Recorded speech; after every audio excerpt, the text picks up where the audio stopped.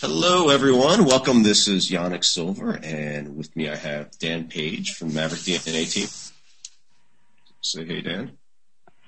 Hey, everybody. This is Dan Page. Thank you very much for joining us today. And we have some excellent presenters going to share some tips and insights I think could make a big difference for your business.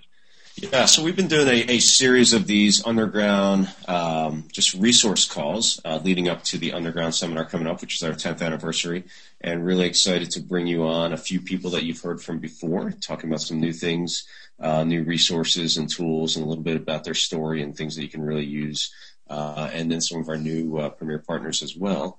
So let's start with Fraser and Nadine from Executive Web Club, and I really love their story. And you know, if you've been on any of these calls before, you've heard a little bit about what they've done with their business and just the way that they've just literally catapulted from pretty much ground zero to taking over essentially an entire region with what they've been doing in a Groupon-like model, a local deals model, but then leveraging that to start what's called Executive Web Club, where they've gone out and actually purchased an entire tech team,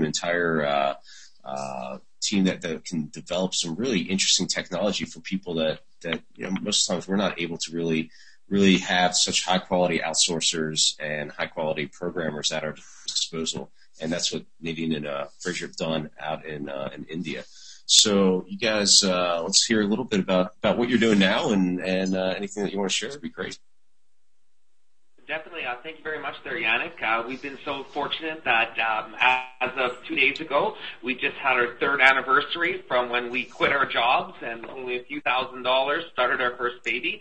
And now we have 55 full-time employees in several different countries. And we just got back from an amazing trip around the world.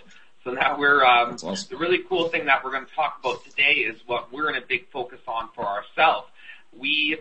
Most of our business has been done through Facebook marketing and local advertising, but with our new development center that we opened in Mumbai, the next step for us was to start on our own LSI and SEO.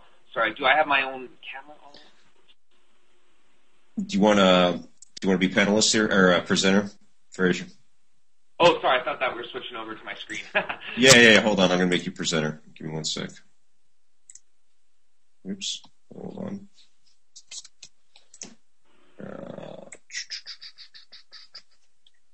One second. Well, Yanik's getting that set up. Really looking forward to seeing everybody at Underground here. It's going to be just an exciting time with the 10th anniversary, and everyone you're hearing from today is going to be at Underground. So you'll be able to interact with them, talk with them, ask them questions. All right, you should be set up now. There we go. All right, yep, we see. All right, I would turn on my camera today, but today was kind of a pajama day. We've been in crazy programming modes to get all the new things ready. Our new site launched, and unfortunately, we didn't have it ready today because we wanted to take everybody through showing them our own internal SEO and what we're going to start competing for.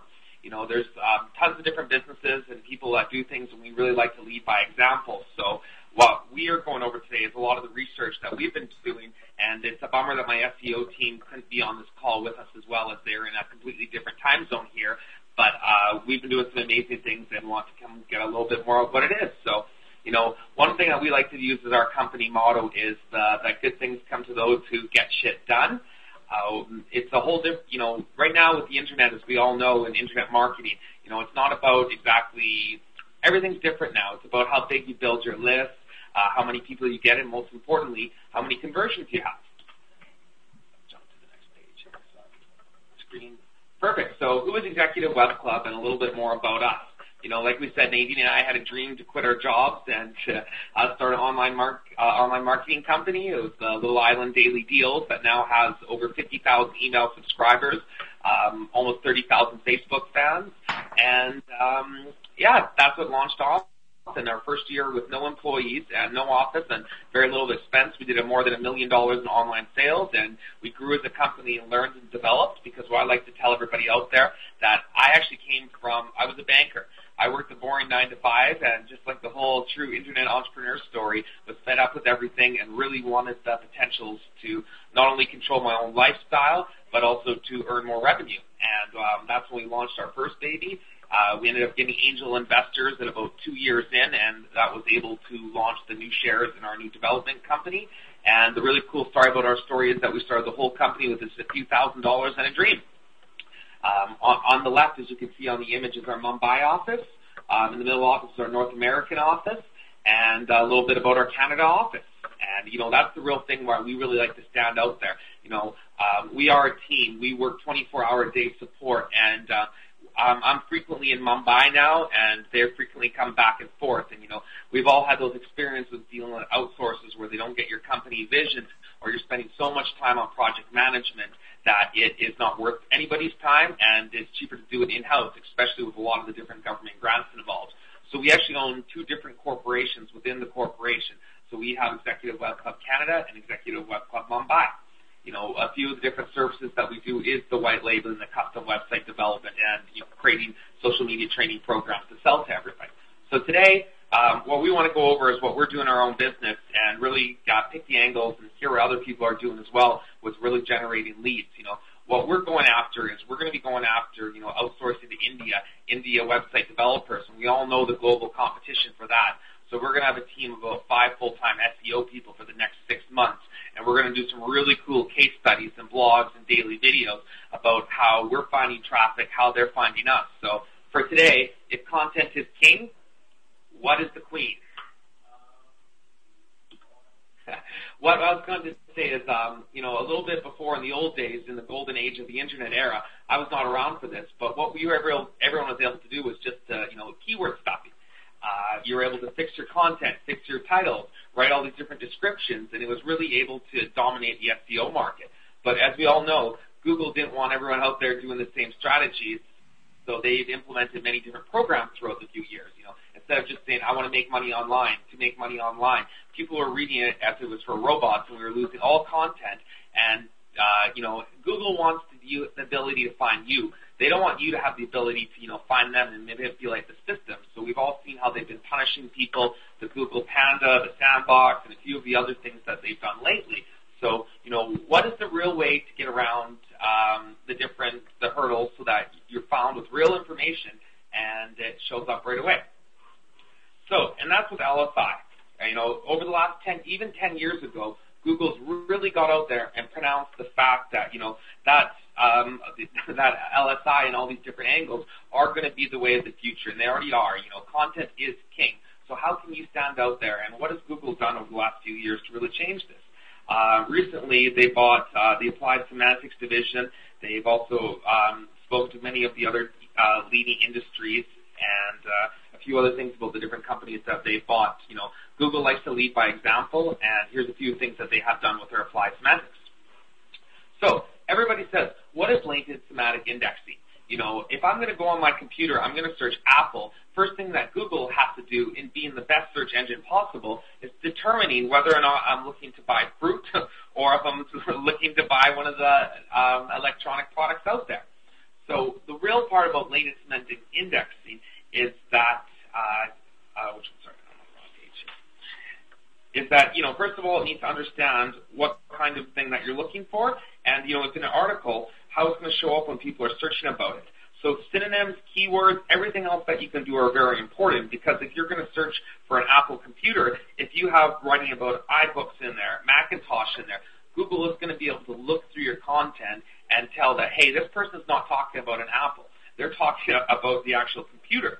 So there's so many different angles that when you're really building a full e-commerce platform, when you're building a new branding, it's so critical to really, really look deep into your SEO and particularly now your LSI to make sure that, your title tags are correct, your URL lines up, and, all the most obvious things, but to really look at content and blogging and seeing how far that with these articles you can really, really get ahead of the curve.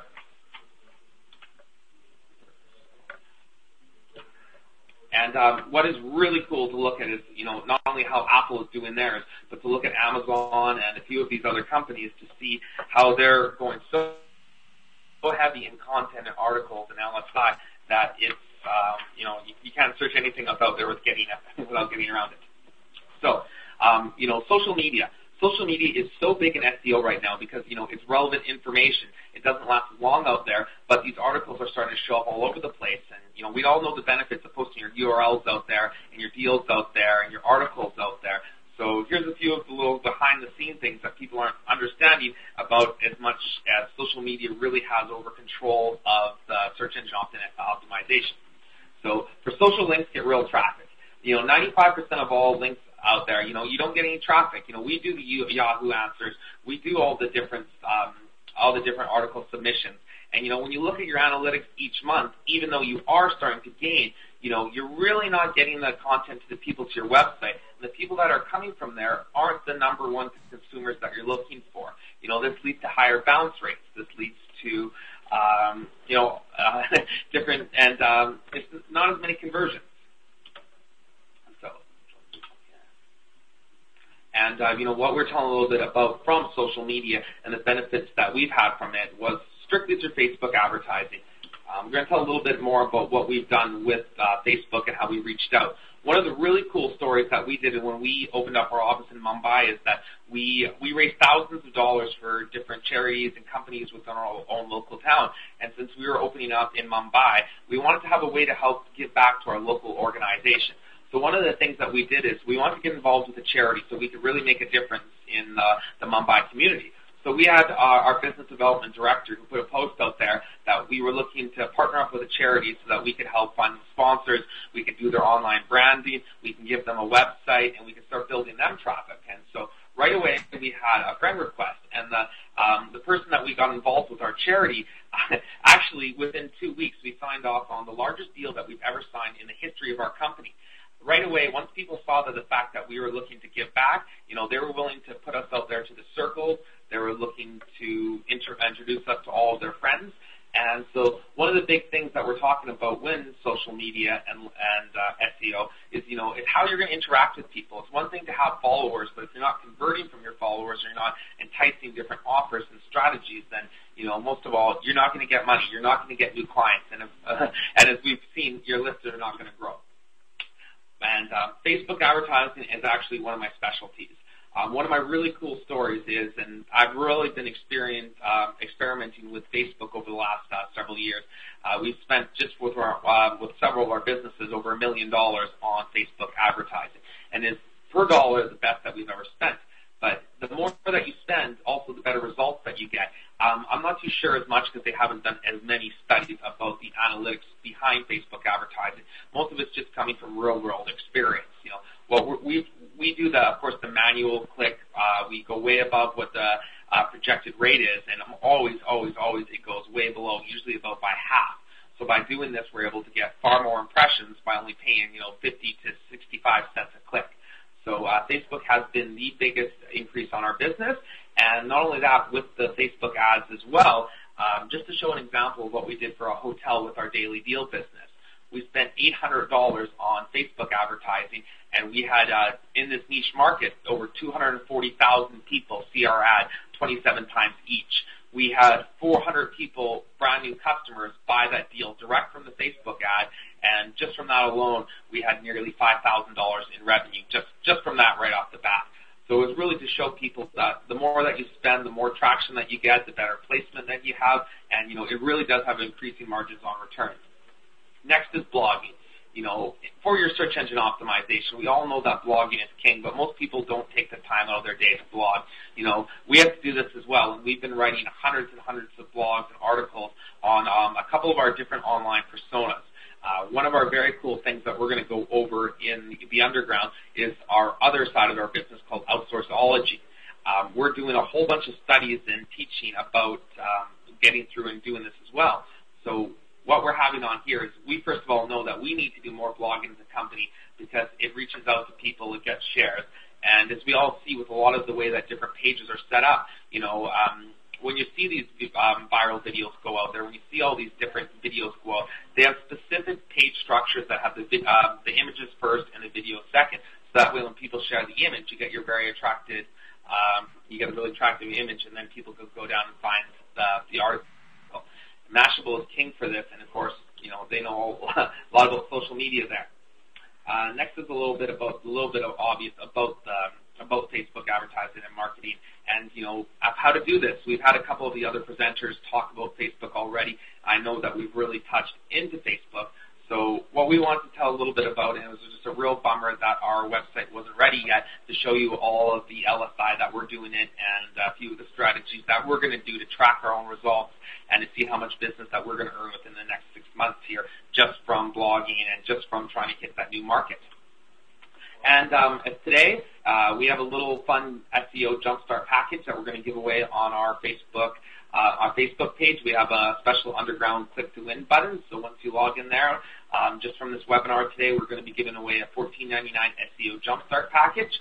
This is the perfect for someone that has the website that's looking for the full valuation, some keyword research, and getting their updates, and just if you're not using Webmasters and a few of the tools, a few of the tips, and putting you in about 50 of the different search engine directories, and then send you information on our social media and SEO training program. So I know I just jumped through a lot, and we have a lot of really good speakers today. So if there was any other specific questions or anything that I can get off, I'd love to help out. So use your Q&A section here, the questions section, and if you got some questions, I'll try and field them here for Fraser. I have a quick question for you, Fraser. On when you said spending more, are you talking about your the actual total spend? Or are you talking about your spend per click, per view? What were you referring to there?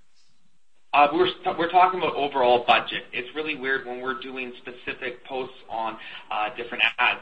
We don't like to set a limit. A lot of times, people shouldn't be, but they click the boost post below the individual Facebook ad instead of going into the back end and going to manage ads where they're able to get full control over it. And we've been really experiencing lately, and the higher budget that we put with the higher different, higher pay-per-click on the Facebook ads is really, really generating far more clicks and actually drastically lowering the price. Cool. Yeah, that's great, Fraser. I was going to ask a similar question because I wrote that same note down. You said the more you spend, the more results you get. And I was wondering why. Is it the familiarity? Are you putting the same ad out there? Are you swapping up the ads? Or do you think it's just because people get accustomed to seeing you? Or is Facebook putting you out in a broader reach? Yeah, so for us right now with our Island Daily Deals, which is the niche for the group buying industry, we're in a region of about 500,000 people where about there's about 700,000, but there are 250,000 prime consumers in our area, the people that are 25 to 60, primarily focusing on women, and we do about a different promoted ad every 3 days. So, of course, we like to do the ones that have the highest influx that are going after the specific regions. And it's really weird when we put a higher limit and we don't set budgets. And the prices actually goes down drastically compared to if you click on the booster post or if you're not spending as much money. The more that we're spending, we see our rates from the beginning of the campaign to the end of the campaign, and they almost go down by half. Oh. Cool. And I guess that is because, like we were saying, Dan, that it is the same specific reach, and they are looking to have more people click on the ad, and it's just we have some really in-depth knowledge that we're going to be sharing over the last 3 years, and all the different budgets that we spent pretty much on every single individual campaign. We've been doing a lot of research on this, and we really want to publish how we think you can get the most out of your Facebook advertising, what is the best way to do it, and how you can get the highest return on that as well from the LSI. I think that's excellent to hear because I know, some folks like yourself that just kill it in Facebook advertising and others that say, gosh, it's not worth it, I can't monetize it, and clearly you're showing that you can, and just having the system and the understanding of knowing how to do it right. It is, and right now what we determine is it costs about $1.25 for a new like, but these are actually real likes. These aren't just, putting out there to a huge broad audience. This is targeting, our specific niche product within our area, and, about 1 out of every 3 people that click on it like it, and immediately not only we're getting traffic, but $1.25 for a new fan is extremely good value. Nice. Awesome. Thank you. And, that's the stuff that everyone's going to be looking forward to hearing at Underground is when we get into the nuts and bolts and see all all the really cool, interesting, tactical things that keep you ahead of the curve. So thank you guys very much. All right, so next up is Steve Wheeler. I'm going to make sure that I unmuted you, Steve. Let's see where you are. All right. And so Steve is with Dyn.com, dyn.com, as you can see here. And the most reputable sender in the world is essentially Steve is the director of deliverability. And, the email is still the killer app, but you got to be able to make sure that your email gets into the inbox, which is getting harder and harder each day. So, Steve, do you have a presentation? Do you want me to make you presenter, or yeah, that'd be great. All right, one sec here. All right, you should see the.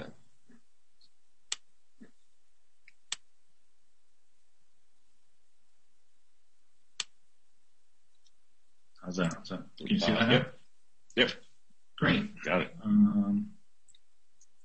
See if I can get that out of the way. Great. So, as Yanik said, I am the Director of Deliverability here at Dyn. The most reputable sender thing that you see on the intro page was basically a marketing thing. I am the main person who pushes keeping a clean network here at Dyn.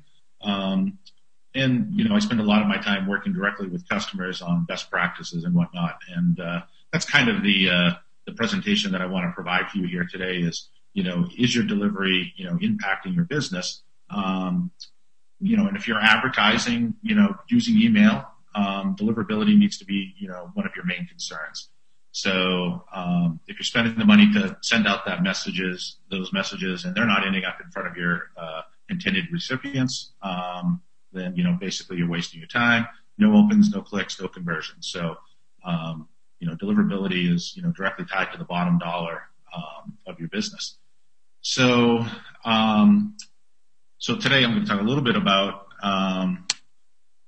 the actual deliverability of your actual email, your mail sending program. So here, we describe deliverability as kind of like a combination of a science and art. Of getting your mail in front of your recipient. So there's a lot of things that you can do to break down your email delivery that can be automated. That's kind of the science part. And then there's the art portion, which is where that's what they pay me to do here. So one of the key things when it comes to getting mail delivered to the inbox, obviously, is the infrastructure that you send that from. So this is everything from having reverse and forward set up on your host names and IP addresses, return paths for your bounces and complaints to come back so you can get those out of your list quickly. Custom ISP settings. Every ISP likes to be sent mail a little bit differently. So if you don't have individual settings for Yahoo and AOL, you're missing out, and chances are having messages deferred, possibly even soft bounced. And obviously not getting them to the inbox. So also when it comes to deliverability, IP reputation is a key factor. Monitoring your IP reputation is something that a lot of email senders just don't realize that that's something that's their responsibility, is to make sure that the IPs that they're sending their mail from is that the reputation on those IPs is great. So if you're using a vendor to do that, obviously you would hope that they were taking care of that. If you're sending internally, that's going to fall in your lap. So, so not only are you monitoring that, but obviously the places that you're sending to, the ISPs are monitoring that. But in addition to that, third parties such as Return Path and SenderBase, CloudMark, the list goes on and on. All of them are also monitoring the reputation of your IPs. So the better the IP reputation is, the better inbox placement you get. It's pretty straightforward. But another key thing is if you do end up having a hiccup, and everybody does in their mail stream, they get some data that's bad, they send us something they shouldn't or whatnot. If your IP reputation is up there, you recover from that a lot quicker. So having a good reputation on your IPs is definitely key. And there's even some ISPs that will throttle the amount of mail you can send per hour based upon the reputation of those IPs. So next is domain reputation. So like your sending IP, the domain is evaluated and inbox placement is affected depending on that evaluation. So once senders hear that, oh, well, domain has, a lot to do with it and I'm not doing real well, one of the first reactions to somebody having an issue is, let's change the domain. Well, running from your problem doesn't solve the problem when it comes to deliverability. So the correct action is to fix that issue with the mail stream. Don't run from it. Receiving servers, they catch up with this change. You've changed the domain, but they make the connection back eventually, whether it's through the templates that you're sending, if you haven't swapped those out, where the links go. All of those things will link them back, and they'll know that this you've just simply made a change. Ends up causing a bigger issue for you. In addition to that, the ISPs think, or even third parties think, that you're snowshoeing your mail across multiple domains in order to hide from your problem, which is what you're doing. So, fixing the problem is definitely key. And then one that I'm sure everyone who sent email has heard, that, having the proper authentication set up for your mail stream is definitely important. SPF and DKIM are the most popular forms of authentication. If your brands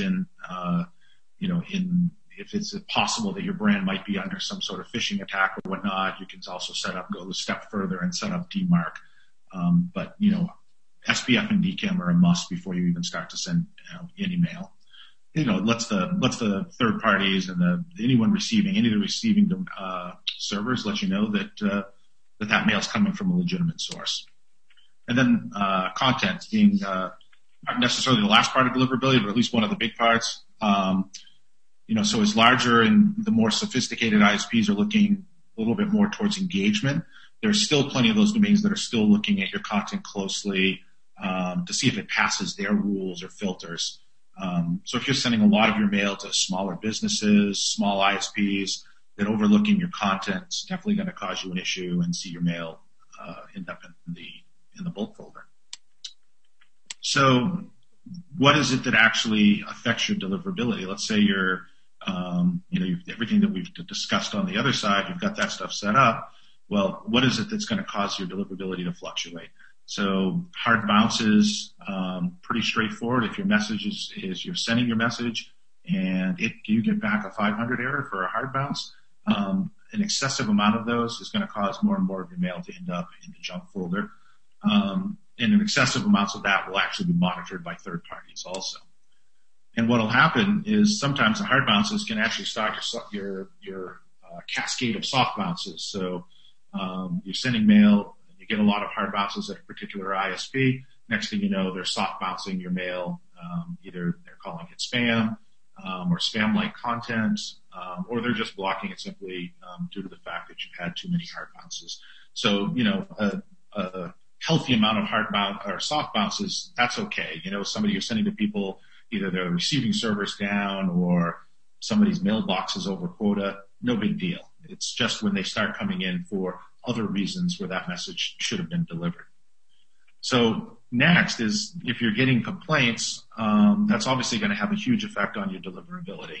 If a large portion of people at any particular domain start complaining about your mail will almost certainly be starting to push towards the bulk folder or spam folder. And then the big no-no is if you're hitting spam traps with your mail.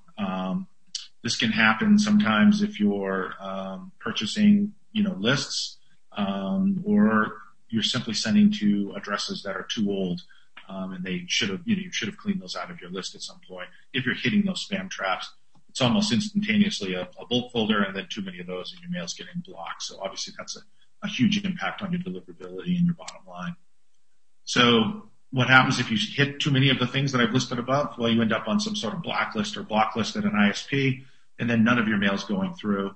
If it's a third party and they're monitoring it and multiple ISPs are monitoring their blacklist, then you could be having an issue not just at one ISP, but across multiple domains.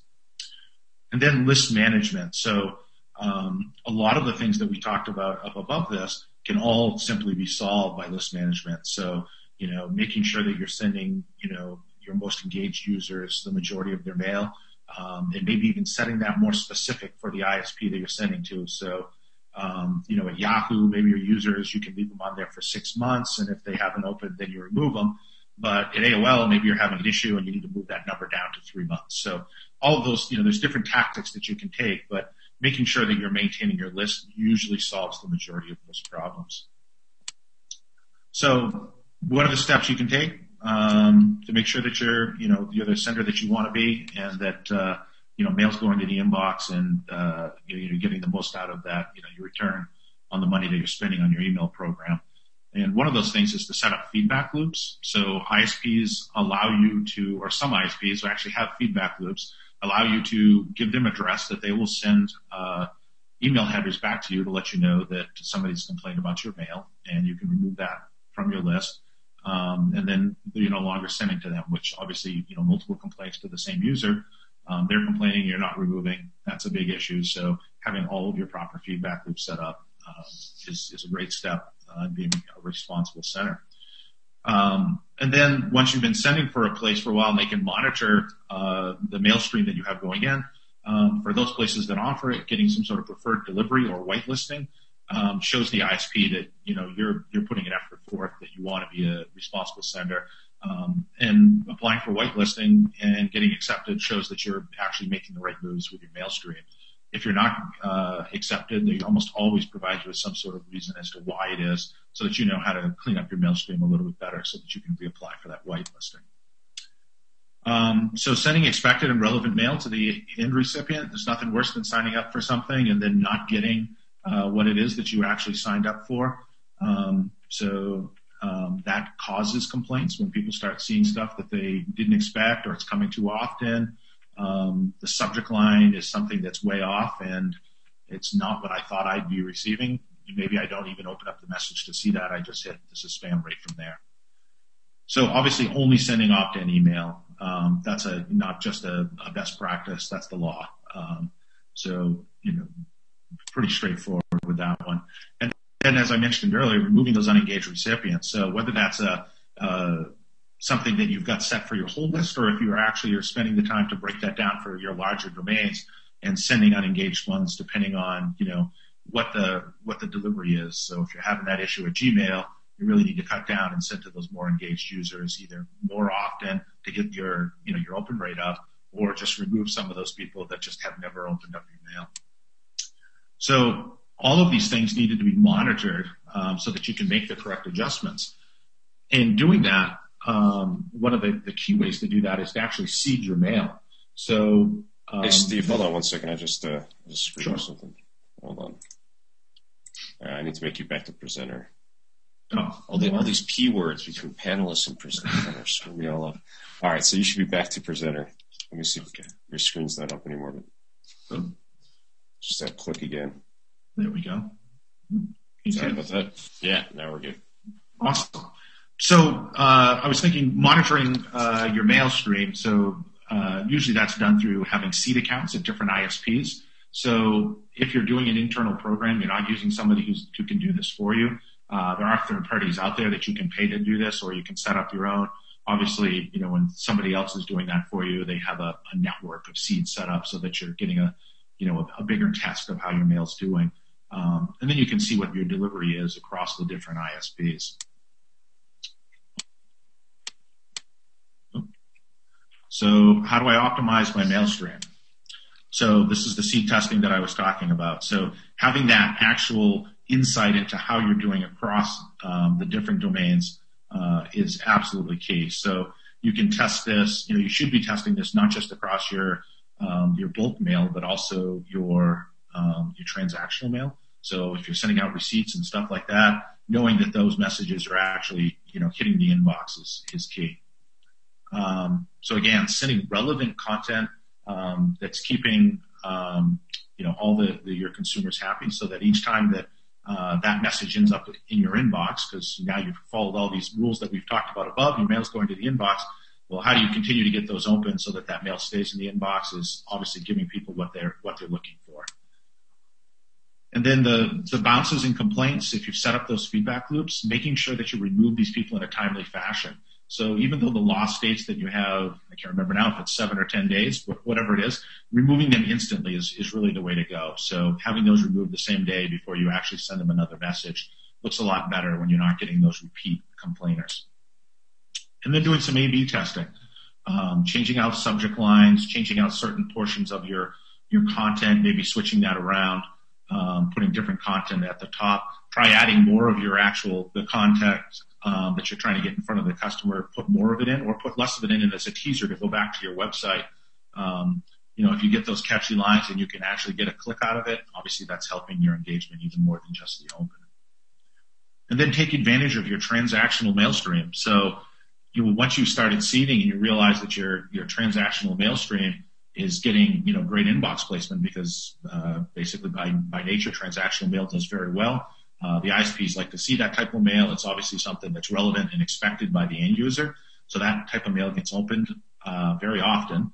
And taking advantage, and as long as you stay within the guidelines, you can use up to 30% of that message to actually do some advertising inside of those transactional streams. It's just a great way to push customers back to your website after they've already purchased or they've already confirmed something. There's nothing wrong with taking advantage of that for a little bit more advertising. Yeah, I found that to be one of the most kind of overlooked spots to add some advertising or promotional material that leads them back. Yeah, it's really crazy how often people don't actually realize that they should be taking advantage of that. And as long as you follow the basic guidelines, don't switch up your subject lines, and keep the transactional portion at the top of the message, there's nothing wrong with taking advantage of that. Yeah, or leading them to other places, whether it's Facebook or whatever, that connect with you in different ways. So I have a quick question for you, Steve. I mean, all this is really, pretty wild, of all these different things that we need to do to make sure that we stay in the inbox. Am I safe if I just have, email deliverability service, Aweber, Infusion, GetResponse, whoever it is? Does that preclude me from doing all this, or do we need to do this as well on top of that? Most of those email service providers are going to handle the majority of that for you, but it's always key that when you're talking to them and you're deciding who to go with, that you make sure that all of those different things are set up. So, as far as the infrastructure goes, they're going to, most of these places have been in business for a long time and they're doing most of that right. But making sure that, especially with people that have small mail streams, a lot of times some of the ESPs won't actually spend the time to set up a feedback loop for you. So if you're sending from your domain and not, doing as a, mailed from, a certain ESP, you need that feedback loop set up. It's very key to have those. So definitely a great question to ask your ESPs. Some of that will be handled, but not all. And then is there a certain number on our subscriber list that then we start really looking at all this stuff and making sure that we have a keen eye on it? So there's different metrics depending on what vertical you're in. So, if you're getting an open rate, so the great thing about working at a place like Dyn is we have so many senders that we can actually, accumulate some of this data and start to realize where the numbers are that, you have to meet in order to not worry about some of these things. So if you start getting like above a 12% open rate, which is not very high, but that usually starts to help you with a clean mail stream, that'll keep you out of the spam or bulk folder most of the time. We have customers that have much higher, 30 and 40% open rate, and therefore they can actually handle, whether they hit a spam trap or they have a higher complaint on one of the campaigns that they send out. The fact that their reputation is so high allows them to basically get over bigger hurdles. Cool, got it. All right, awesome. Yanik, I have a quick question for Steve as well. This is Dan. One of the things you mentioned, Steve, that really caught my attention is, getting nailed on blacklists. And I've had that experience, and I found out through no fault of my own because I had my domain sort of hijacked by a spammer, and it just threw me onto a lot of blacklists, threw my domain onto the blacklist, not so much my IP. So the question I would have is, how do you know if you're on the blacklist for AOL or Yahoo or some of the other, and if you are, what's the best way to retrieve that, to respond and get off the blacklist? Sure. So if you're doing everything internally, you don't have an ESP that's monitoring those blacklists, which they should be for you. There are places that you can go to subscribe to these different ones. There's also free ones out there that, if you just, once a week go out and just stick in your domain name, it'll, or even just the IP address that you're sending that mail from, it'll show you a list of, 130, 140 different blacklists and let you know if you're on one of those particular ones. And then once you realize what that is, the method of getting you off each one of those is different depending on where it is. Sometimes it's an email, sometimes it's just a web form. And in some cases, they're even tougher than that, where you have to have an actual subscription in order to get off those. So in your case, where, obviously, no fault of your own, but probably hit multiple things, that could be a real challenge for you. And it's one of the reasons that people go with an email service provider, is somebody to go ahead and take care of all those for you, because it can be time consuming.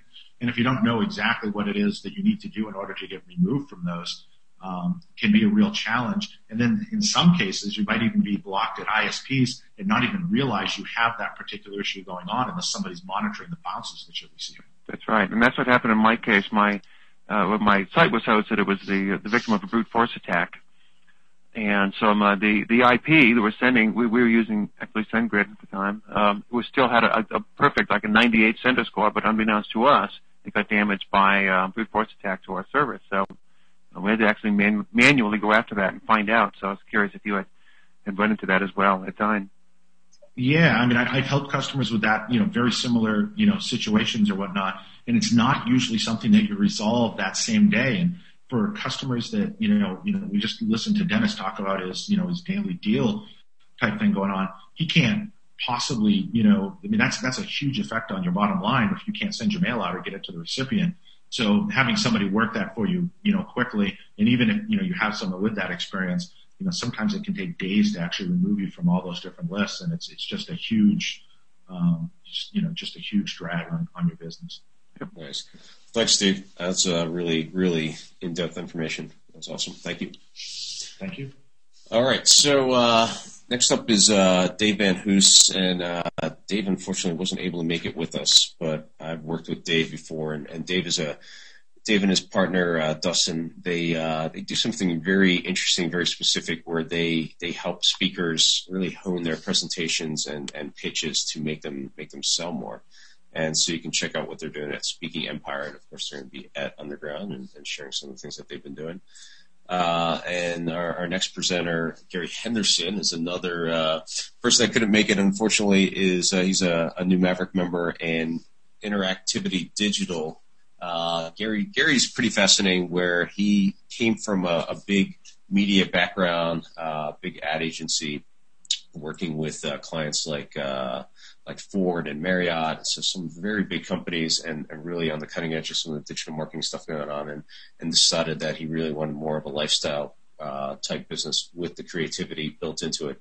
And so now he works with all sorts of clients, helping them really create amazing funnels and digital marketing type performance marketing, where they can revenue creation, where he can really just, whether it's Facebook advertising, whether it's social media, whatever it is, and really help you build your brand. He's at Interactivity Digital, and he's probably out signing a big deal today, like he was on another call. So Gary couldn't make it at the last minute. So from PlatPay, we have Eamon Freestone, and Eamon, I'm going to make you presenter if you got a presentation. Hold on, I'll unmute you here. Yeah. And all right. Yep. Do you have a presentation? Yes, I do. All right. Hold on. Let me make you presenter, and then you should be good to go. And so, right. PlatPay. Let's make sure. It is going to be short and sweet. All right. One sec.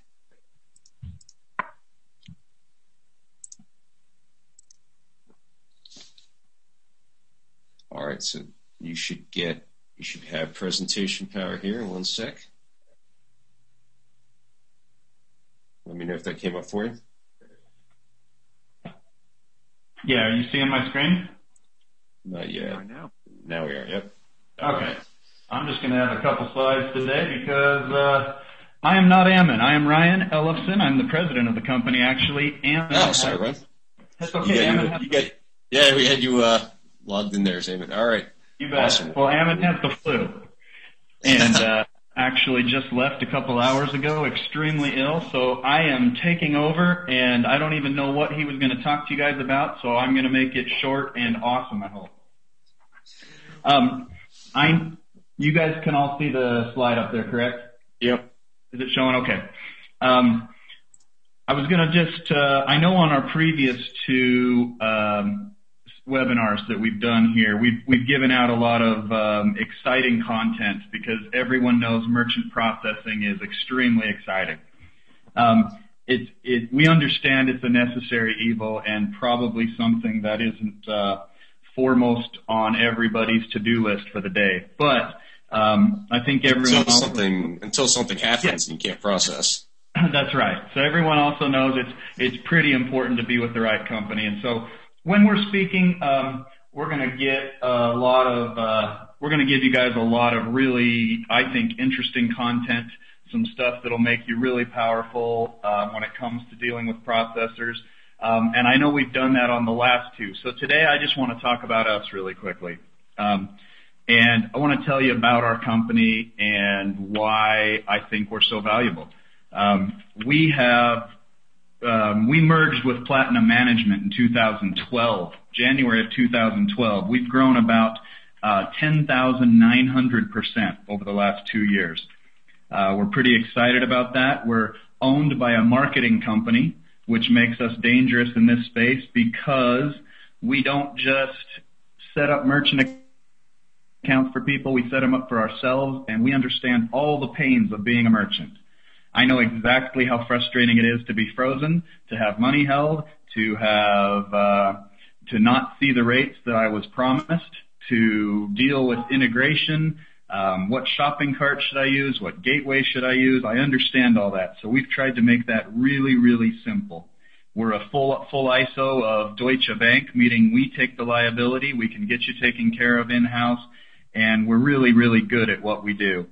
I'm going to share some stuff in just a second with you at the end about some of the guys that, just some of the players that use us, because I think if you want to, I've talked to many of these guys, and you can reach out to them and see how we do. But I wanted to tell you about a really cool product that we have that is, let me get this off the screen. No, I do not want to do that. Okay. There's a pretty cool product that we have got that is called Merchant Lifeline. In the quick and dirty here is it turns chargebacks into refunds. I have not yet seen anyone who's not excited about turning chargebacks into refunds. Everyone on this call, whether you believe you are or not, you're classified as a high-risk business. So are we. Everybody on here is a high-risk business. The reason, just so you guys are aware that you're a high-risk business, is that almost everyone on this call has a future deliverable. Okay, so as I listen even to the presenters, Dave and Dustin weren't here. We actually processed for them for Speaking Empire. Steve Wheeler, the Executive Web Club, these are all actually businesses that I think we can do a lot of business with and want to talk to them. They're all future deliverables. So every one of these is going to be considered high risk when it comes to processing. And I know you're all saying, well, high risk, what's high risk about what we do? It's just the way you're classified, because there isn't, in most cases, a product that is immediately sent out to the customer and done that day. There's ongoing fulfillment, and that creates risk. So if you're in that industry, having the ability to turn a chargeback into a refund is an amazing product. And we literally do this by setting up relationships with multiple banks, where if a customer tries to initiate a chargeback with your business, that chargeback will not be accepted. The bank instead will take that chargeback and turn it into a refund. They'll send you an email, and that email will say that you've got 48 hours to figure this out with the customer, and they'll give you the customer's name and number and give you the ability to be able to contact the customer and issue a refund to that customer so that it never becomes a chargeback. And so for anyone that's had a chargeback and you understand the frustration there, for some of the listeners on this call, you've got chargeback departments or a processing department that handles your refunds and chargebacks, and this is a frustration. And there may even be some of you on the call here that are kind of dealing with chargebacks, and it's a frustration on a daily basis because you might have a continuity billing product or a recurring billing, and that gets to be a big issue. So we're going to give you all the details on that when we speak, but it is a fantastic program. It's free. It only costs you when you use it, and the charge that you pay for it is about equal to what you'd pay for a chargeback, except that it doesn't get put on your record and it doesn't become a chargeback. So it's a really fantastic product. In in the interest of time, I want to talk really quickly about switch gears, I guess, over to, I think, one of the issues that it involves a lot of the people here. We're actually speaking at about 7 different events between last week and the end of this month. And so one of the big things that we're seeing is that a lot of people are really into this Stripe, PayPal, Square, a lot of these processing deals that are set up to be quick and easy. And that's really the marketing plan, right? Is appeal to the customer. These guys are looking for something that's quick and easy. And so they have created something that's pretty quick and pretty easy.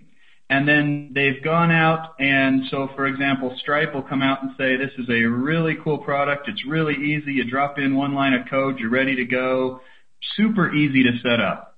That is all true. However, if you plan on being successful in your business, it's not the best solution. Because these quick solutions like Stripe and PayPal and Square all have ridiculously high rates.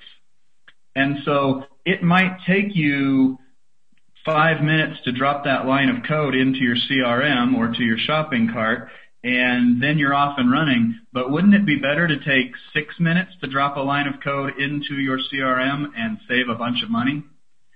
And that's kind of the reality of these things. So, and I'll just give you a quick example. Stripe, if you just look all this up online, you can see it all there. Which again is a great company, got their own good little niche. If you're going to be successful, it's really not the way to go. They start you out at a 2.9 rate with a 30-cent transaction fee and a 7-day funds deposit. And that's on a rolling basis. And that's what you start out with. Guys, you should be starting out somewhere around 2.3, 2 to 2.3 instead of 2.9. 20 cents a transaction, 10 to 20 is reasonable, 30 is extremely high, and then you need to get your money in sooner than 7 days. There's no point in waiting that long. You can do same-day depositing, you can do 2-day depositing, no reason to wait 7. PayPal does the same thing. They started, I think they're 2.95, and 30 cents. Square is a 2.75. You guys know those are all high. So I just wanted to mention that because I know that is a really common thing out there, is these simple things. One of the things we're going to go over is the fact that no one out there is going to actually integrate with a processor. Okay? Processors have gateways, and all you do is integrate to a gateway. Integrating to authorize.net, for example, should take you I've done it myself, and I never had any experience with it, and it took me 10 minutes. It's a pretty simple thing, and I don't know the first thing about programming or IT or backends of CRMs. It's a pretty simple setup, and we're going to help you with that when we're out there, and we actually do all that for you. So if it's ease of setup and ease of use you're after, don't fall victim to one of these really flash-in-the-pan products. Stick with someone that knows what they're doing. Finally, guys, I just want to talk to you really quickly about some of the things that we do, and then maybe there's a question or two. We work with a lot of the biggest names in this industry because as a marketing company ourselves, we market for a lot of guys. We started out years and years ago marketing for a guy, Dean Graziosi. A lot of you might know of Dean. As we did Dean's marketing, we started to get into processing and discovered by attending processing events that we knew more than most of the guys that were representing us as our merchant processors. And that was 10 years ago. We started to get into this. We went out and became an ISO. Now we're a full liability ISO who's able to do everything for you. And so today we process for Dean, for Anthony Morrison, Mike Koenigs, Pam Hendrickson, Jeff Walker, Andy Jenkins, Joe Polish, Frank Kern, Kaufman Foundation. The list goes on of big guys in this industry. And yes, Yanik, I believe you're setting up an account with us right now. It's in the process. Yeah, we are. Yep. And we appreciate that. And hopefully by the time we're out there to speak, you'll have a success story for us. You'll get your first statement and be amazed. But guys, go to, I don't want to take much more time, and we're going to go over, like I said, when we're out there, we'll show you shopping carts. We'll show you which is the best one to use. What's the best gateway for you to use? How does pricing work? Why does somebody tell you cost plus is better, and what's the difference between that and a discount rate? And why is it that when I signed up with Processor X and I got my first statement, what they told me was going to happen doesn't match what's on my statement? How do I fix that? How do I lower my fees? We're going to try and do that in a fun and interesting way out there. Go to our website if you want to check us out. It's at platpay.com. Platpay.com. Also on the content that comes to you at the end of this webinar, there's a place where you can sign up for a free consultation, and we're just happy to go through that with you. And again, I apologize for there's a really good looking guy on the front of our website. That's not me. But it interestingly does look like Ammon, who is going to be on the call today. So I apologize for a little mix-up on our end, as Ammon is very sick. But Ammon and I will be out there and are really looking forward to speaking at the Underground. Are there any questions? No, it's cool, Ren. Hey, Ren, I do have a question. So I think that it seems like, I don't know if it's on purpose or not, it could be, but the statements are hard to read from your merchant provider, like trying to figure out, okay, what am I getting? How much am I being charged per transaction? What was the actual percentage? Is there a holdback or is there a reserve? Do you have any tips on really helping people trying to figure out, where they can look on their statement to see what they're getting? And then, obviously when you start multiplying the savings by multiple transactions, it's a significant savings. But where do we look on our statement to really make sure that we're getting what we're promised, or even know what we're getting right now? That's a great question. And to answer your first question, yes, they make it complicated on purpose. I was going to say that, but I wasn't sure for sure. But yeah. No, it's complicated on purpose. And the reality is, there's a nasty thing called interchange. And interchange is charged by Visa and MasterCard. It's charged by the acquiring banks. They split it up among themselves. It is not something that any processor even has any control over. All the processor does is take the interchange rates and then mark it up from there and offer it to you guys. And so when you're looking for a processor to use, you're really looking for a processor that's going to mark it up the least. And that is why we'll tell you more about it when we're there. But I can tell you, if you're looking for pricing and that's your first option in looking for a processor, you're looking for the wrong thing. Okay, because there's 1,000 processors out there that are willing to do it for a penny less than the guy next to them, but it doesn't mean they know what they're doing. Okay, so there are other factors like relationship and experience and technology and all that. But guys, if you want to do a quick test on your statements, the best way to know what's being done is to simply take your total fees that you'll see somewhere on your statement, subtract out chargebacks from that, because chargebacks is a variable fee that's actually merchant caused, right? It's not a processor fee. And then divide that fee amount by your total gross transactions, and you'll get what's called an effective rate. And that effective rate is the actual rate you're paying on all of your sales, right? So it's your total fees minus your chargebacks, which should be a line on your statement. Divide that number by your total gross sales.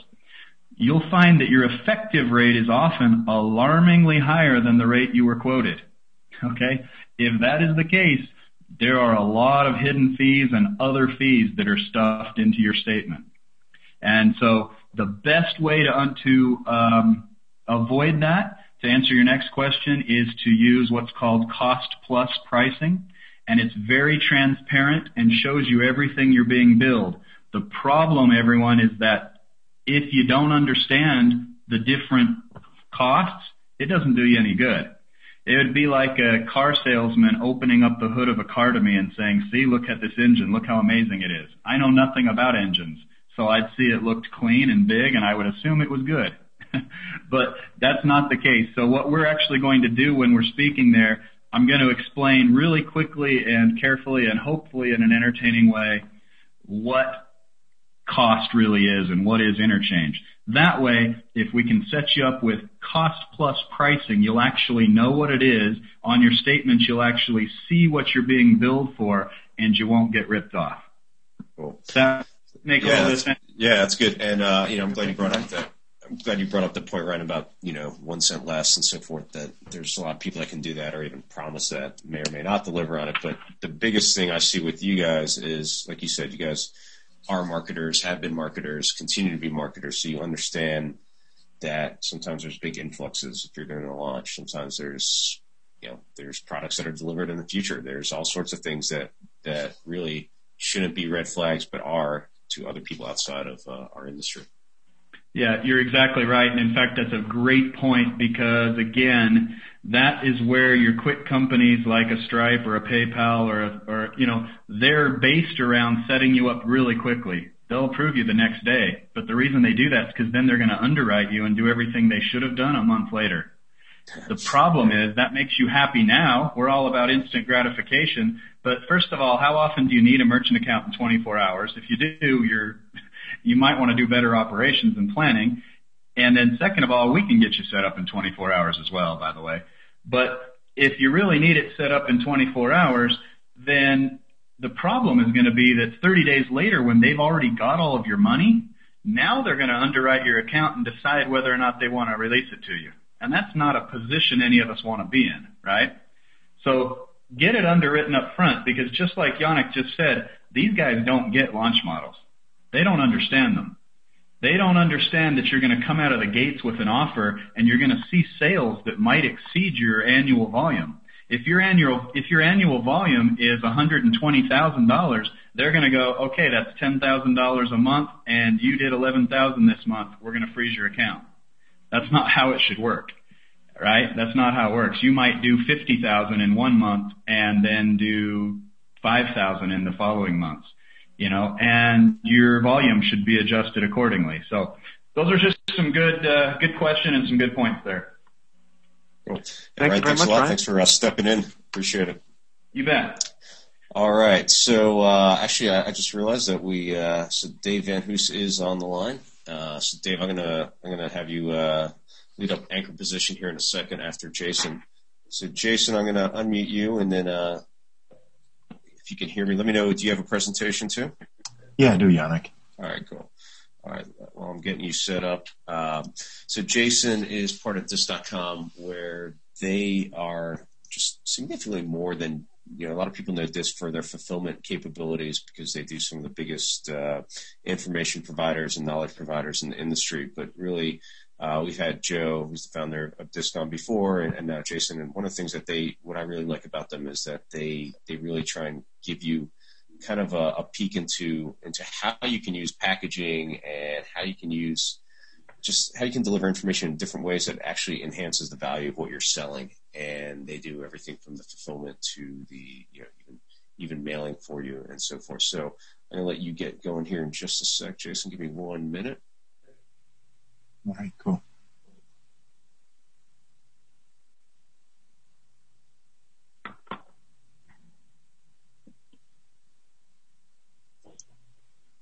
All right. Hopefully you should see now. All right. Can you see my screen? All right, cool. Yep. All right. Stepping ahead.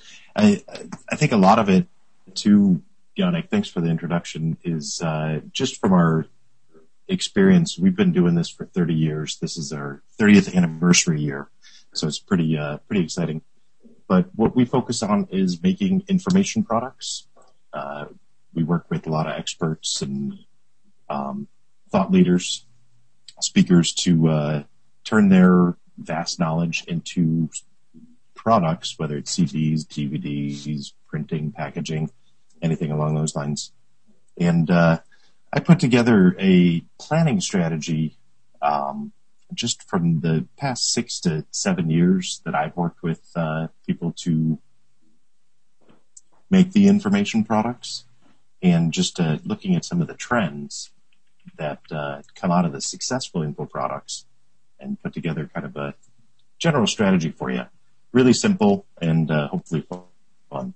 So the first E that I talk about is easy. Being an expert, a lot of times we get caught up in the knowledge and all the information that you've gained. But one of the most important things is to actually make it easy. So you have to turn that complicated, vast information into a simple, deliverable type of product. You also need to make it easy to understand and easy to use. That could be whether it's the way that you're delivering it. If you're delivering it digitally, then, make it formatted that you can understand the information that's presented, but then also use it easily. I've personally bought some info products that the content was fantastic, but the deliverability was quite challenging, that I didn't get the full use out of the product. And then also, as far as being easy, you also want to make it easy for your customer to get started. Great example is if anybody's ever gotten a Brendan Burchard package, it's all laid out on where you start, where you go. Little post-it notes tell you the next steps and everything. So that's really good. One other thing as far as being easy, we also help to make the technical and the production and the fulfillment side of things in making the info products and delivering them. We make that part easy. So you just have to give us a call, get started, and we'll make it easy. E number 2 is to make it entertaining, or to entertain with your product. And I don't mean, necessarily that it's going to be a blockbuster movie, but you have to add some stuff to make it fun and enjoyable for the user. Because if it's boring and bland content, nobody's going to get past the first little part. So hopefully I'm doing that and making this a little bit fun and enjoyable. Another excellent way is to entertain by telling a story. You'll see a lot of the social media stuff that's being shared, a lot of the viral stuff. It's telling a story on, what this person did by drawing with a rake on the beach, and just some really, really cool stuff, but it's a really good way to entertain and make the information more deliverable. The other thing is entertaining with examples, fun, truthful examples of how it can apply to their life, which is, again, just very useful. And that actually will come back in when we talk about E a little bit further down the road. The third E is to engage. Engage with interactivity, and the interactivity could either be planned as part of the product, or it also could be live, engaging in telephone calls, webinars, stuff along those lines that's enhanced in your overall product. Engagement also helps people to learn better. So if you're teaching something that is complex, if you're engaging them in some worksheets, anything that can help them to learn better, extremely, extremely useful. Engaging with follow-up communication. If it's a continuity program that you're running over a 12-month period, as part of your follow-up in that continuity program, just asking, okay, this particular module or segment, did you understand this? How can we help you with this information? So just that follow-up communication.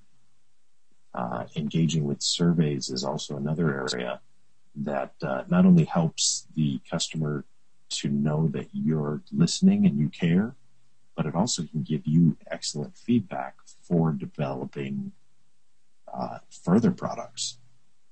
And then in today's day and age, engaging with social media connections. Once somebody gets to a certain point within a training program, open it up to where they get exclusive, access to a group, but also allow them to share relevant quotes and stuff that can, tag back. So that's a good area to not only help with learning, but also maybe even help with your marketing too. The fourth E is to educate. And this actually comes from Evan Pagan had introduced me to 4 different learning styles. And I'm going to go real quick on this. Educate to the reasons why, what if, and how. People learn in 4 different primary learning styles, which is why should we learn something? What is it that I am learning? What if, which is, what happens if I do this? And then how, which is how to do it, how to implement it, how to do anything along those lines. So, educate is E number 4. And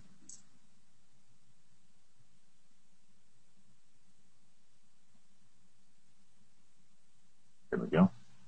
E number 5 is enable. Enable to let them take action, meaning that the training that you're giving them, what can they do? If you're teaching them SEO tactics, how can they actually apply those SEO tactics?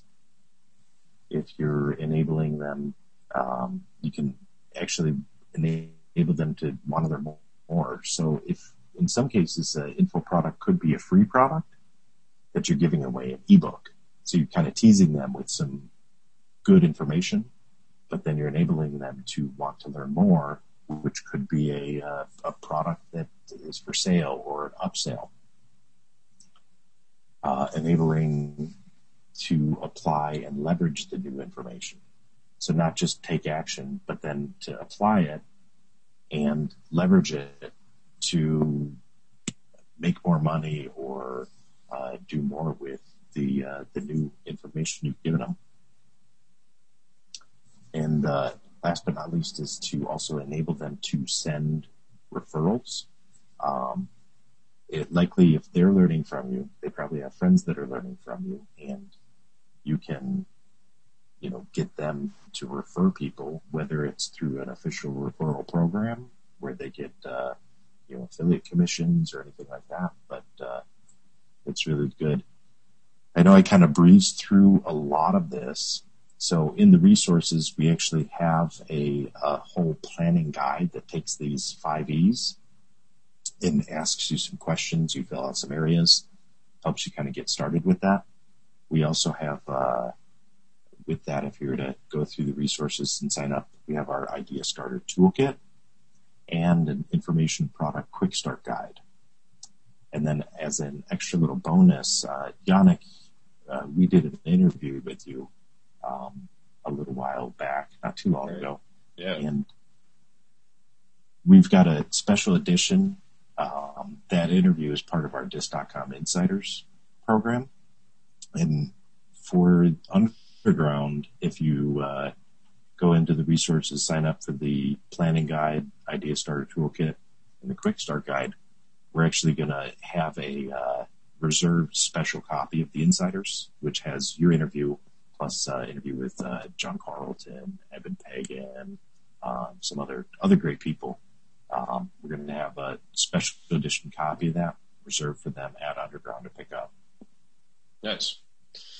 Cool. Yeah, I think, one of the big things that I picked up out of this is that when you're designing your information products for selling content, that there's some thought that's required to just think about how do you want people to consume it? What do you want them to do next? How can they spread your message? And I think you guys are really, really great at not just creating the product, which, a lot of people can do, but actually thinking through the strategy behind it and what it leads to. And so I highly recommend people to check out what you guys are doing at this.com, get a consultation. You guys aren't, it's not a hard sell when they call you guys up. It's more of a consultative. Here's what we're doing. Here's where I think that we can help you. And here's some of the new formats that might work for what you're doing. So it's really worth paying attention to. Yep. Cool. Thanks, John. All right. Yeah, my pleasure. Dan, you have any quick things to add? One thing I was going to just jump in there and say, I remember talking with Joe at Underground 9 and from the Dis.com to Foley, and one thing that I thought was just very enlightening, because I had not prior to been a huge product marketer, more on the consulting side, and it's a natural response when you're selling a product. Say, hey, I'll just give it an electronic copy, because it's free, it's easy, it's just electrons, and it doesn't come along with all the packaging and the other stuff that seems like it might be a hassle to do. But I was really amazed at the higher prices you can charge with a tangible product, like what you're talking about here, and also and the much lower returns, because it's so easy for somebody to say, oh, send my money back, and they don't have to actually send a product back just to see of those people who want the freebie so they can get it for free. So I was very impressed about that, and I think that's something that makes a big difference for using services like this.com. Yeah, actually, Dan, along those lines, it was funny. I was on Facebook, and somebody had said, oh, what would you do, or would you prefer actual copies of your books or your Kindle edition? And there was probably 150 comments, and I would say about 97% of them all said, I want my book. I don't want the digital copy. And so it's more profitable, better for returns, to actually have a physical copy. And it's not just having to return the product. It's also overall customer satisfaction, because it's tangible. I completely agree with that. When somebody just gets an electronic product, it's so easy just to throw it on your hard drive somewhere and forget about it. Yeah. Because a physical product, actually, they use it, and you want your customers using your product.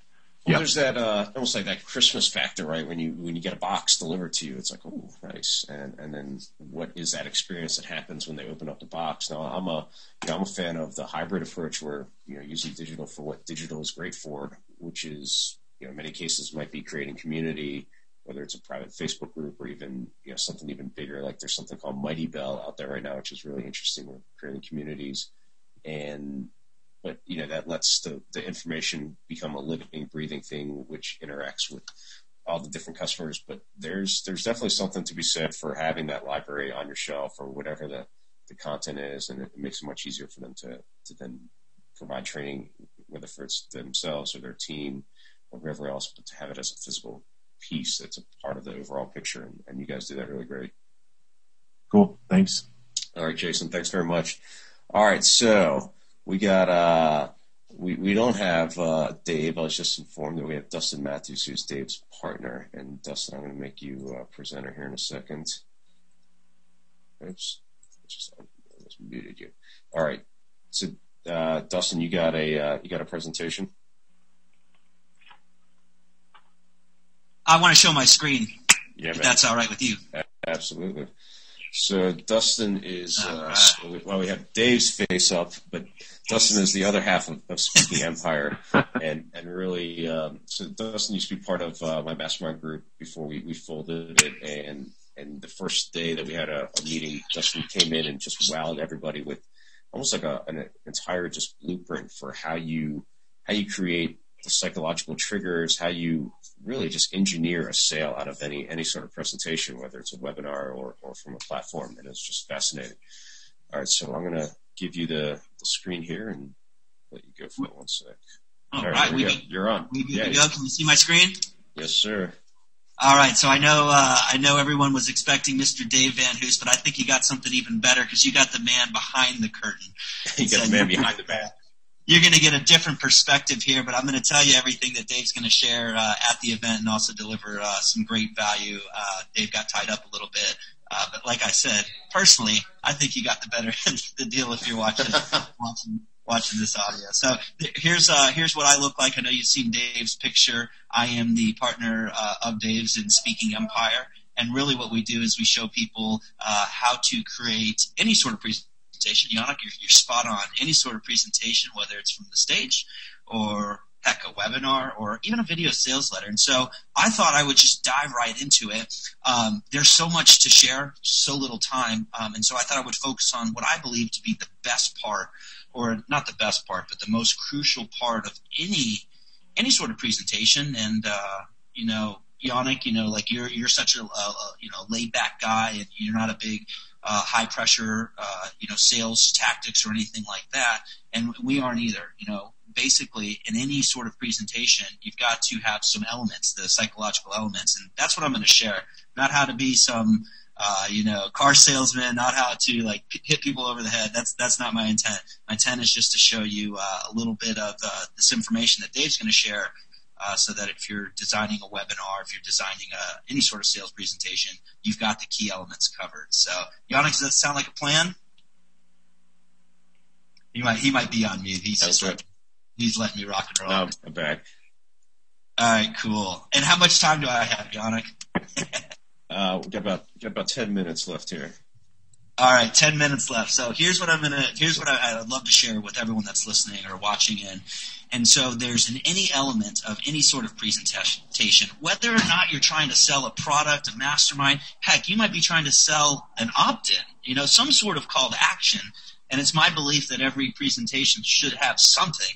Maybe it's go buy my book, or maybe it's opt in to get more information, or go post on a Facebook wall. So you don't have to sell a product, but just a call to action. And so what I've got on the screen here, and does this display correctly when I do that in full mode? Just give me a yes or give me that a looks yes. Good. Oh, great. Yeah. So in any presentation, I'm going to go through real quickly, and I'm going to spend a lot of time in the close and the offer section. So in any presentation, you want to have an intro, a story, an offer, a body, and a close. Now, here's the biggest thing I think you could learn from me that you can learn from Dave. And when you write a sales letter, like when Yanik sits down, he writes a sales letter or has a copywriter do it for him. One of the things that, he's learned, that he's been taught, is to start with the order form first. Start with what's the offer. And so that's my big thing is, when you start a presentation, don't start with the title or the headline. Start with what are you selling? And so the biggest thing I could share with anyone is write your presentation backwards. And what I mean by that is write the close. Invest all the energy that you have in this project at the beginning, because the reality is you've probably been to a seminar. Heck, you've probably been on a webinar and just seen a really crappy speaker, right? And you're just like, how is this guy going to make any money? How is he going to sell? How is he going to get the audience, into action? And the reason why, if you see that and experience that, the reason why is they have a great close or a gregreat offer, and the right people are in front of them. And, you don't have to be polished. You don't have to be a Zig Ziglar. You don't have to be a Yanik Silver. You don't have to be, an incredibly great speaker. But if you've got the right elements, it'll take you far. And so these are crucial. This is a blueprint we created that we design every presentation around. And so what I'd like to do is invest time right in the close, because, like I said, the reality is you can screw this up, the intro, the story, the offer, and the body, and you can still get a result if you have a strong close or if you have a strong offer. Not that we advocate that around here, screwing it up, but the truth is if you've got a strong close, and I'll blow this up here so you guys can take a look here, it takes you very far. So one of the things I want you to consider when you write your presentation and you start with the close or the offer first, you could say close, you could say offer here, is one of the things you want to do is you want to tell people obviously what your product is, present your product. You want to build massive value, and so people love deals. People love to know that they're going to get different things. And then the biggest thing that you could take away right now in this moment is sell on retail value. So many people are like, hey, you can get my whole course, it's $1,000, or you can come to my seminar, it's $2,000, but if you invest today right now, it's only $997. Well, the challenge is you got to sell people. You got to communicate to people that, hey, look, this thing really is worth this amount of money. But because you're here today, because of the arrangement I made with Yanik, because of some reason, you give them a reason why, you sell them on the retail value, then you give them a special one-time discount. The next thing to do, and I'm going through this quickly so you guys can get this, the next thing to do is give a call to action. You can't be weak here. You just got to tell them what to do. Click the link below. Sign up. Call the office. Register for Underground 10. Get there. Do what you have to do. Do this action right now. One of the things that we like is a money-back guarantee afterwards. My partner Dave will often say, the reason why a lot of people don't buy is they've been ripped off before. They bought something and it wasn't what they thought it was, and there's fear there. Right? And so if that is an objection of your crowd, your audience, you want to guarantee it in some way. And maybe it's not a money-back guarantee, but it's some sort of guarantee that makes them feel comfortable and secure with their purchase. next move that you'll want to consider. And, some of you might be thinking, well, Yanik, why'd you bring Dustin on or bring Dave on? This kind of sounds old hat. Well, sometimes it's in explaining the fundamentals that it's very important. But oftentimes, too, if you've been in this business for quite some time, and I'm sure Yanik would agree, and folks that have been presenting on here, is sometimes we forget. And so it's good to rehash these and relearn it. So the next one you want to do is fast action bonuses. Now, you don't have to do it the cheesy way. You don't have to do it the infomercial way. I know what some of you are thinking. You're thinking, oh, I don't want to be Mr. Infomercial and I get the slicer and the dicer. But you want to have some extras, some bonuses that drive the sale. Sometimes they're related to the product. Sometimes they're just like really cool things. A great example is Sports Illustrated, right? The magazine, right? They give away the football phone to drive the actual magazine sale, or they give away the cup. And I think it was actually in Yanik's mastermind where he was sharing a story. I don't remember the details, but he was sharing some stories of how, like, when he incorporated some like bonuses like that were off the wall, it like drove the sale, and like it had nothing related, but it was either laying around the office or it was like, hey, let's test this. And it still works. I'm getting an echo on your side, Dustin, but it was a cup with a cartoon. Yeah. Everyone wanted the mug, and that's what they wanted. And it was like just a simple little cartoon. It was customized to their name. It was something like, Dustin Matthews is a copywriting genius or something like that, and it had a picture of like a computer spitting out money or something like that. And it was a big driver. And this stuff, like you mentioned, it's really good to have this framework, because then you can figure out, okay, how does it fit in with me authentically? Do I want to do this or not do this piece? But knowing all the pieces gives you a way that you can apply it, and that's really powerful. Absolutely. Do I got like 2 more minutes? Yeah, man, go for it. No, keep going. All right, perfect. So one of the things is people get hot and heavy. Like think about when you bought a car. Like you're doing research, you're going to the dealership, you're asking your buddies about it, you're maybe buying a car magazine at the airport or a watch or whatever it is that really gets you going. And there's all this thing. So people are in different modes of heat. And the reason why we have this big grandiose thing here is like, why do all of this? Well, the reason why is we call it the hot button close. Some people might want the money back guarantee. They want that security. Some people might want the coffee cup, right? Some people might want Yanik Silver's personal cell phone number, right? If you were to put that in an offer. I don't know if he's doing that, but, they might want these sort of things. So like, this is why we do this, to hit on every different buying button in the crowd, and people buy for different reasons. And so getting back to our formula here, we've got some fast action bonuses. Again, we don't have to be cheesy about it, but just things that are exciting to our audience. We want to give another second call to action. And the reason why we put this in our formula is so many people kind of wimp out here. And, Yanik's told me, and he's analyzed tons of sales letters. He's trained tons of copywriters. And, that's one area where people have great copy, great storytelling, but they kind of they fold at this point. And it's just like, all you got to do is just tell them what to do. Go to the back of the room, go to this link, take out a piece of paper, write this down, just tell them what to do. Because by this time of the presentation, if you've done it correctly, they should want your product or service. They should want to do what you tell them to do. Sometimes you don't tell them to do something crazy, like take your clothes off and run to the back of the room, right? That would be crazy. But you just got to tell them what to do.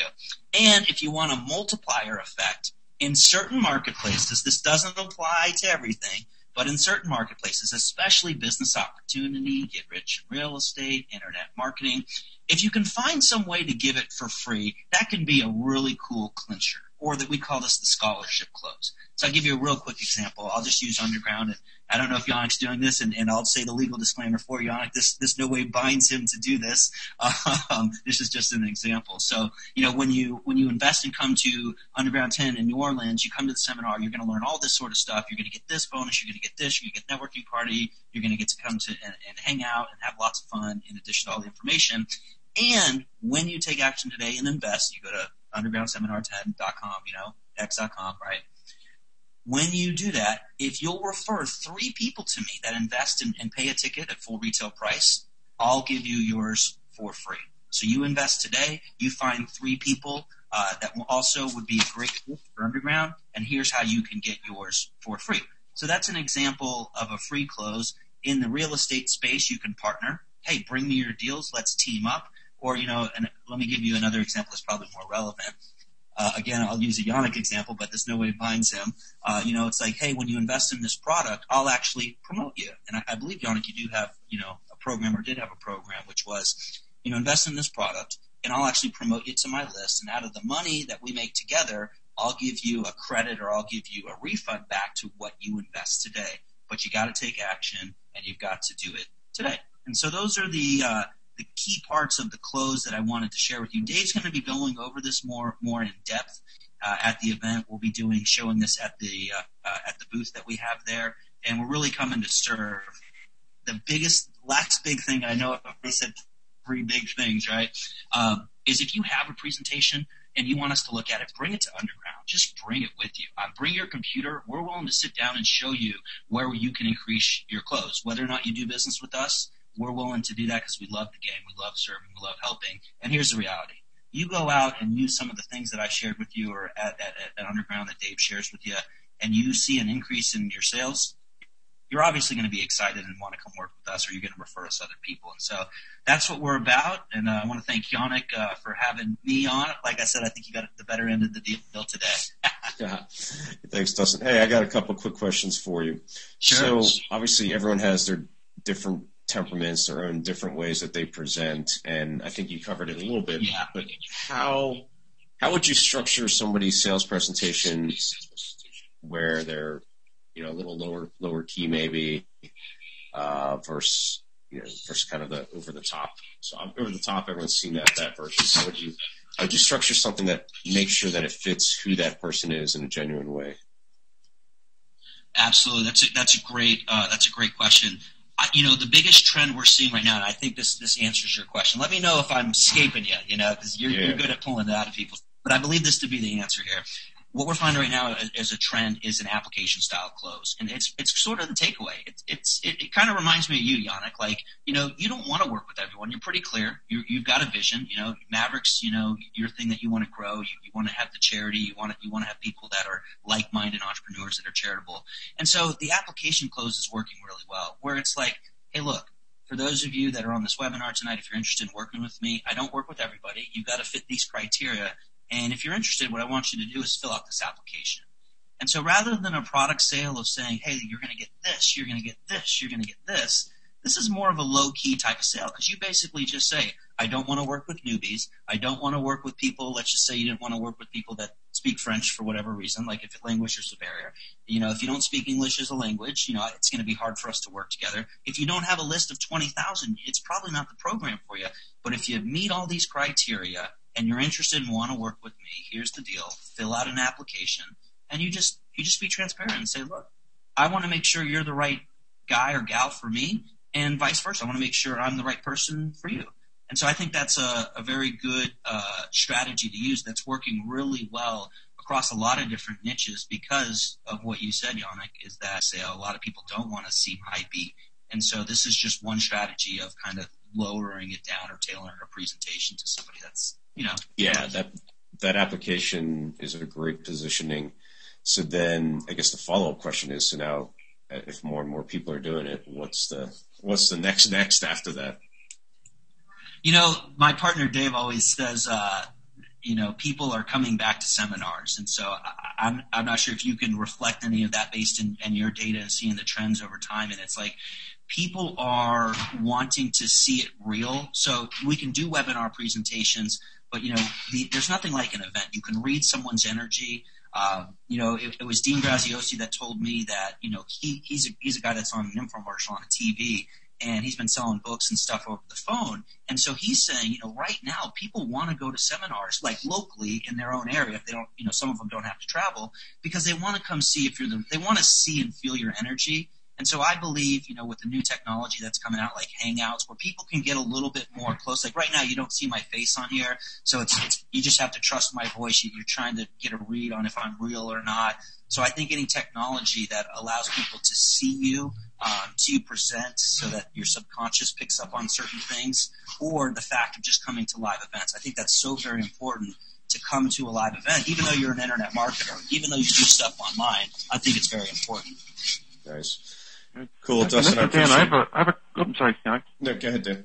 Yeah, I just have a quick question for you as well on the close. And I tried something recently, and it seemed to work great, and I was wondering if it's your experience that it may, or was it just a fluke? And it was on the pricing. So I have a $197 product I was selling, and it had been doing well. So out of curiosity with one webinar, what I did is broke the price up and gave it to people for $7 for a week. I gave them like a third of the modules for a test drive. And if they liked it, then they could charge the $190, the remaining $190 in 7 days. If not, they could just cancel. And my conversion literally almost doubled from doing that. And I was wondering, have you experimented with things like that, and do they help in the close? Absolutely, that's a great question. Really, a price question is what I hear. There are structuring of the offer, and typically this is a very blanket statement. No one go to the blogosphere or to the presses with this one.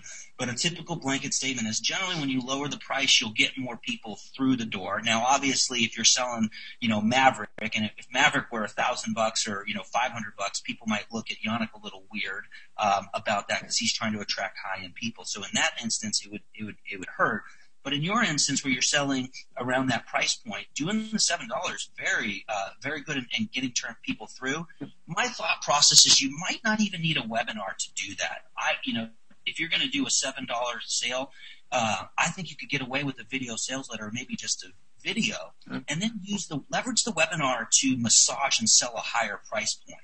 But in this case, it was still a $197 product. I just gave them a test drive for them. Yeah. I think you did smart there in terms of you probably got as many people, like if you look at the bell-shaped curve, you probably hit the top of the bell-shaped curve. You got as many people in there to try because that's a ridiculous offer. I mean that in a good way, like $7 to test drive and see it. You probably hit it out of the park there with that offer. So that's a very good strategy.